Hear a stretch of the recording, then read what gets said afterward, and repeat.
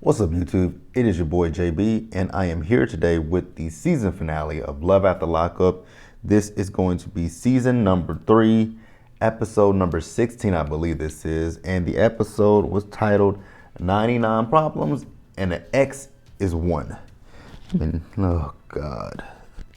It's up good for my eye. I really hate this shutter. I'm gonna have to buy a bat. I think I'm gonna have to buy a battery for this thing. But you guys, without further ado, let's go ahead and just jump into the episode review, shall we? Yep, I'm gonna have to buy a battery. All right, you guys. So I don't know where we should start up at. Let's talk about Lindsay and Scott first.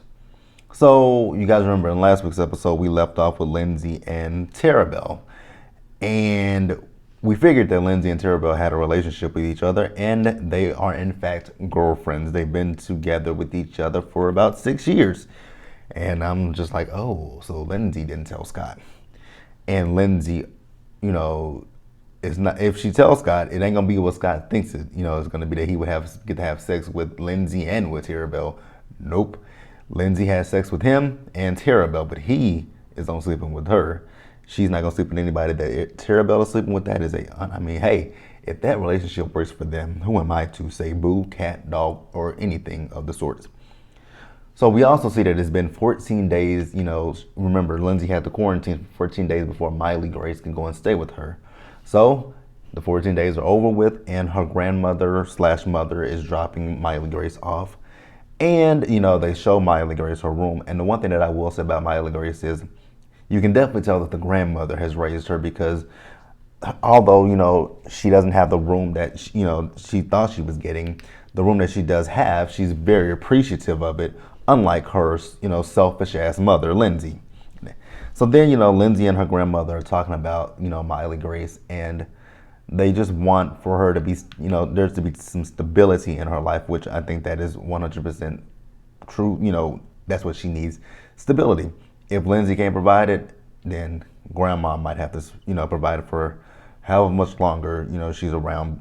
But yeah, that's about it with them. Like I said, the little girl has more. You can definitely tell that the grandmother raised her, because she is a little bit more appreciative than her mother, who can't appreciate shit. But let's move on, you guys. This thing just annoys me.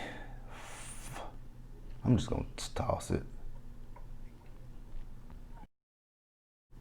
All right, you guys, next let's discuss Christiana and John. It really wasn't much with these two.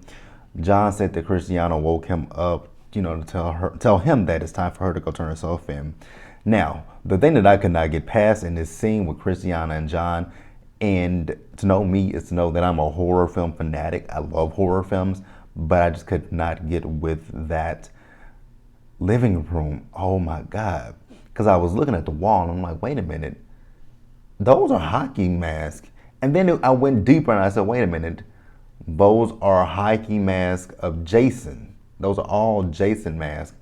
And then if you look a little deeper into the house, you can see Freddy, the things that Freddy Krueger has on his hands. I'm like, oh my God. I would not be able to sleep in that house. Again, this is coming from someone who loves horror movies to death. But Jesus Christ. I know people collect things, like I collect toys, like Power Rangers toys, but damn. And I know people collect, come on. I don't know if I would collect every, his mask didn't, yes they did. They changed, but not that much. The only person, and even with Freddy, his hands stayed the same. The only person in horror films that's, really changed their look is Michael Myers. Michael Myers has had many different masks.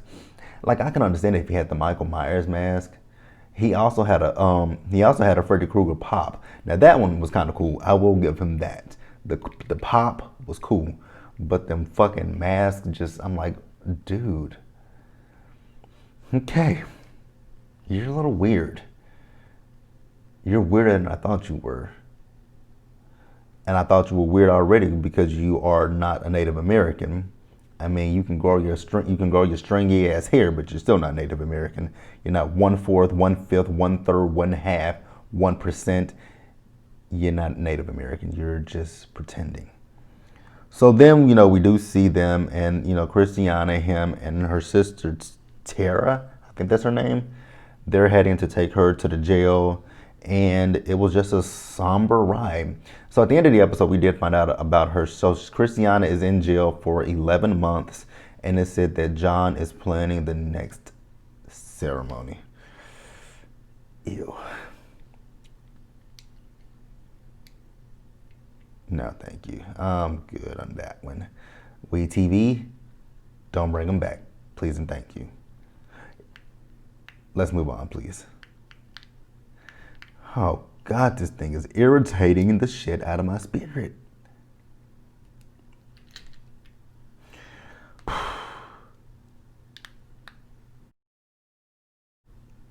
All right, you guys, Dylan and Heather, they're next. One much with Dylan and Heather. Dylan is, been out of prison for 2 months. He's still on probation. He still has to take his drug test, and he's living on his own now. And, his mother comes over. She asks him, like, how are things with he and Heather? He says that things with he and Heather are done. They broke up after filming ended. And I think he said, like, 2 days. Like, damn, you weren't even, that's crazy. What else? He has a job. He's making good money, he said. What else about him? Heather. Let's move over to her nutso ass. So she is doing a photo shoot. I don't know what it was for. She says she's a content creator. I'm gonna take it that she creates. Never mind. Well, no. Never mind. She could be a YouTuber for all I know. She could be. Never mind. Never mind. We're just gonna skim past that one. So, she's talking about the fact that when Dylan got out of prison, that things were different between him and her.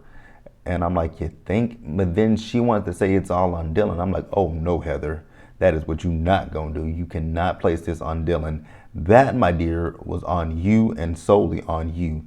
Like, you're the one that flipped out over nothing. So at the end of the episode, they gave us an update on them as well. And the update with them was they're searching for love. They're looking for love, just not with each other. And I think that is for the best with both Dylan and Heather, more specifically for Dylan. I'm glad you listened to some advice. Get out and run. Because Heather is, what have I said plenty of times before? She's batshit motherfucking crazy as hell. But, oh God. Let's go ahead and move on to the next. Oh, actually, yeah. All right, you guys. So what we're gonna do is we're gonna save Destiny and Shawn and Quaylon, and Chevelle for last. So now we're gonna talk about Maurice and Jessica. So, Jessica is getting ready for the wedding. I, however, did not like Jessica's hair, but it's not for me to like or not like. But her dress is definitely beautiful. So she's getting ready for the wedding. Her friend, I forgot what the friend's name was, she shows up and she tells her that her sister may show up.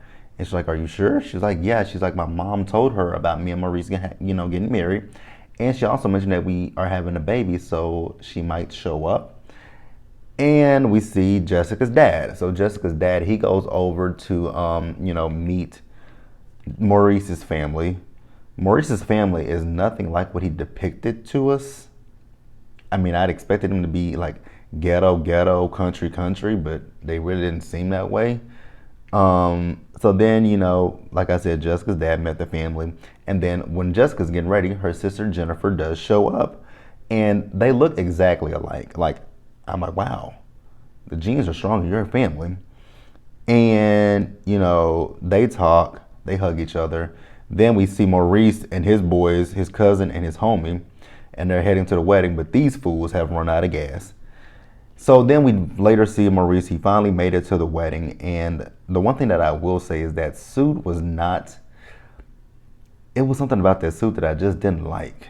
And then he had on them black Air Force Ones. I'm like somebody couldn't buy this man. Somebody couldn't take him to Goodwill or something and buy him some nice shoes, some dress shoes. But I mean, it is what it is. It's a thought that count, I guess. But whatever you want to say. But at the end of it, Maurice and Jessica, they are husband and wife officially. be, in front of their friends and family. And then the update with them, they had their son. I forgot what his name was. I literally forgot what that baby's name was. It's a little boy.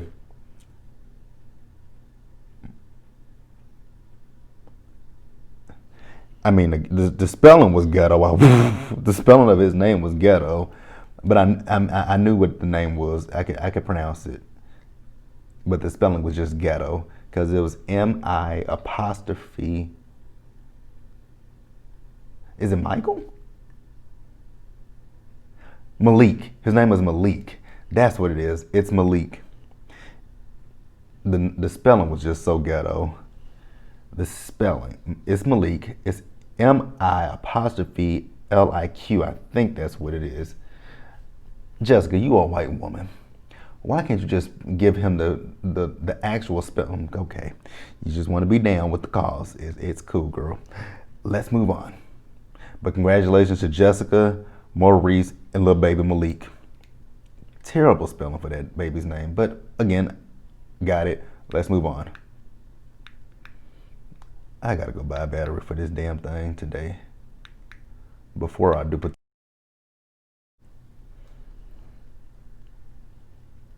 And now we're recording again. Yep, gotta buy a battery. Next up, let's discuss Quaylon, and Chevelle. Quaylon. So, you guys remember in last week's episode, he told Chevelle that he was, he told Chevelle that, what did he tell Chevelle? Oh yeah, when he went out to the bar with his sisters, he said he was at the crib. We're not gonna dig into that again because you guys, if you guys watched last week's review, you guys saw that I said that I did not believe that scene was a real scene. It was just for the cameras. But he apologizes for lying because he said he felt like he had to lie to her because, since he's been in Texas, she had been breathing down his neck. And the thing that I just can't wish Chevelle, like, she's talking about she don't introduce her daughter to just any man. Obviously you do, because this man was in prison. Like, you did not have to introduce your daughter to him until you knew for a fact he was who he said he was. So obviously you do introduce your daughter to just any random man. That is sad for you and your daughter. Well, mostly sad for your daughter, but damn, you gotta have some self-respect, my dear. Some self-motherfucking respect.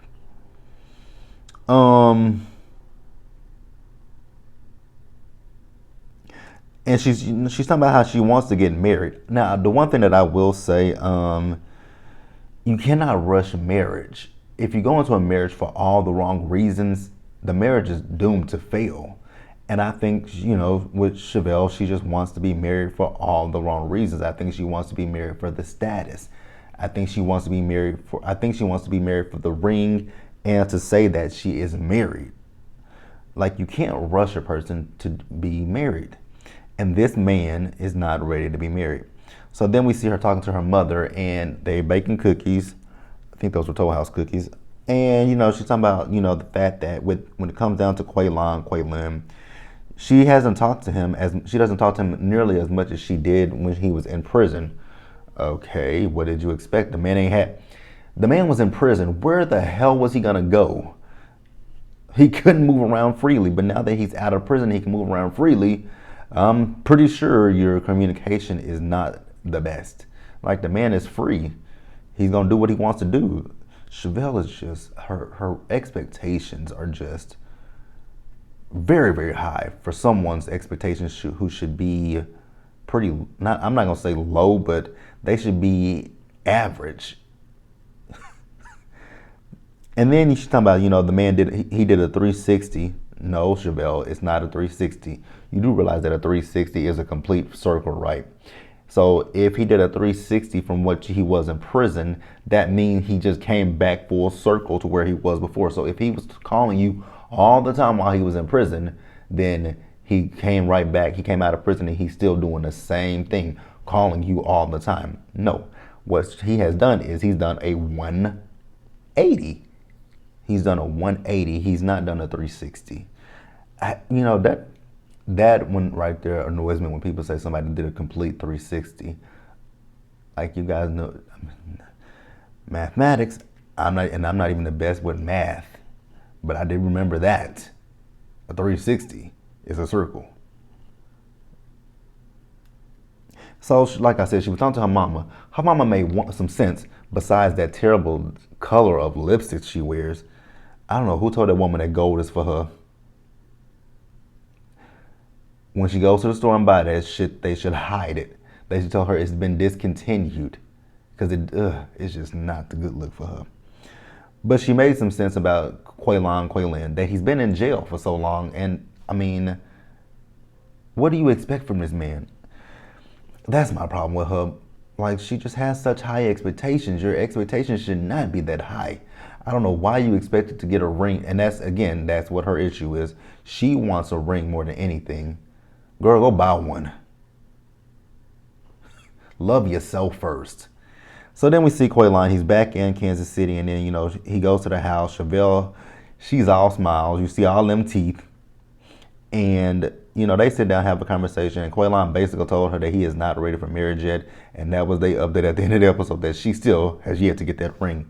What the fuck does she expect? Sit the fuck down somewhere.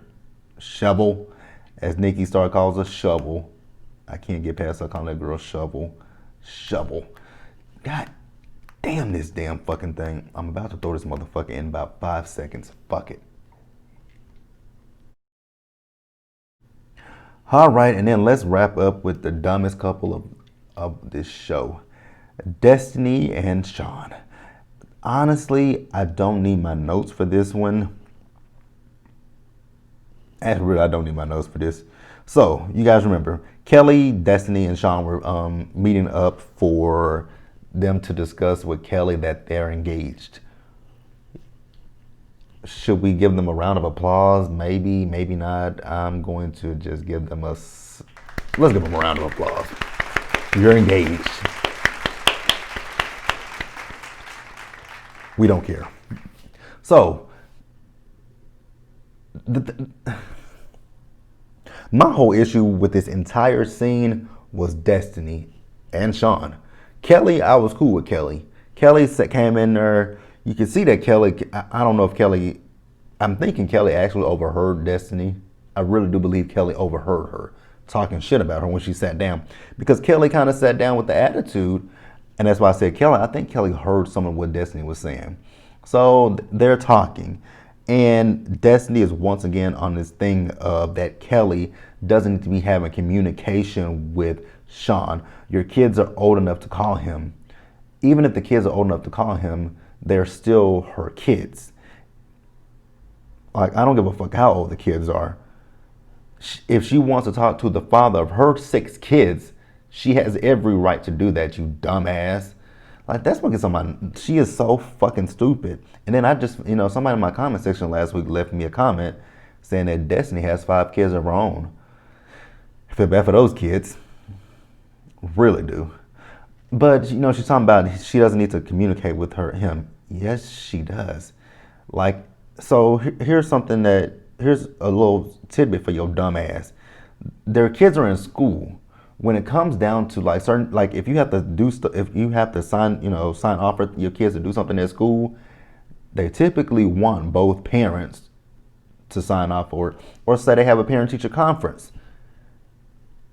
I'm pretty sure she would call Shawn and say, hey, we got a parent-teacher conference for Billy Bob that we need to go to. Like, Destiny is such a stupid ass person. Like, I just don't understand her. Yes, Kelly has, and then he's sitting over like, I don't know, just, well, we have to respect her. I'm with her now, Kelly. The fuck? Shawn, you are a dumbass. Did your mama drop you on your head as a baby? Because, are you serious? Well, Kelly, I'm with her now. So you have to respect her. No, Shawn. Destiny has to respect this woman, the mother of your what? 6 children. Say it with me. 6. Not 1, not 2, not 3, not 4, not 5, but 6 kids that you had with this woman. 6. 6. 6. 6. Say it with me one more time. 6. 6, dude. 6. Like, he really annoyed me. Like, that whole scene with them. And then, the fact that Destiny's sitting there telling Kelly that I'll beat your ass. Kelly's like, come, bring it. I was like, oh, Kelly, just grab her one good time and just pop, just punch her ass. Just hit her for me. Like, I just wanted Kelly to hit Destiny for me. Because I was looking at Kelly, I'm like, Kelly is about that life. Like, Kelly ain't finna back down to her. And I was so happy that Kelly did not back down to her. That is the one thing that I definitely can say is I'm happy Kelly did not at all back down to Destiny, because Destiny thinks she's so big and bad. Like, the fuck. And then Shawn is talking about the fact that he, this has to stop, Kelly. We have to respect her. I'll change my number. Then the thing that really pissed me off with Shawn was when Kelly says, so you're gonna pick her over your kids. She says, okay, I don't, and Kelly has every right to say this, and then Destiny got in her fucking feelings. Those are your kids too. She can't tell you that you're not gonna be in their lives. Yes, she can. Those are minors. Their kids are minors. So Kelly has every right to say if they can't be in his life. If I don't like you, if I don't think you're a good role model, a good influence on my kids, if I don't want you in my kids' life, then I have every right to say who's going to be in my kids' lives. They don't have the right to say so because, again, they're what? They're minors. Like, Destiny is a fucking idiot. Like, the dumbest person. And then the other thing that pissed me off with Shawn was when this motherfucker said that he's going to change his number so that Kelly doesn't have it. What about your motherfucking kids that live with her? How they going to get your number? Unless the kids have cell phones, and obviously the kids don't have cell phones. Maybe the older ones do, but I'm pretty sure not all the kids have a cell phone. Like, God, Shawn is so fucking stupid. Like, Kelly.